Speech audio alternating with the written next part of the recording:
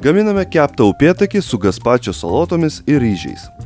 Upėtakius išdorokite, išpjaukite žiaunas ir vidurius. Žuvį gerai išplaukite ir nusausinkite. Jos vidų įtrinkite druska, pipirais, raudonėliais ir palikite marinuotis 15 minučių. Raudonas paprikas pasmeikite ant iešmo ir kepkite virš ugnies, kol jų oda pajuoduos iš visų pusių. Tada paprikas sumeskite į labai gerai atšaldytą vandenį, nulupkite apанglėjusią odą ir gerai nuplaukite. Pašalinkite paprikų sėklas, minkštimą supjaustykite mažais kubeliais. Pašalinkite pomidorų sėklas, kietąją jų dalį supjaustykite tokiais pat kubeliais kaip paprikas. Agurkus irgi supjaustykite tokiais pat nedideliais kubeliais. Paprikų, pomidorų ir agurkų kubelius sumaišykite su smulkintais svogūnų laiškais ir žaliųjų citrinų sultimis. Salotas pagardinkite druska, pipirais, cukrumi, actu, smulkintomis petražolėmis, smulkintais česnakais ir alyvuogių aliejumi. Upėtakius dėkite ant grotelių ir kepkite apie 10-15 minučių priklausomai nuo kaitros. Žuvį patiekite su virtais ryžiais ir salotomis. Skanaus!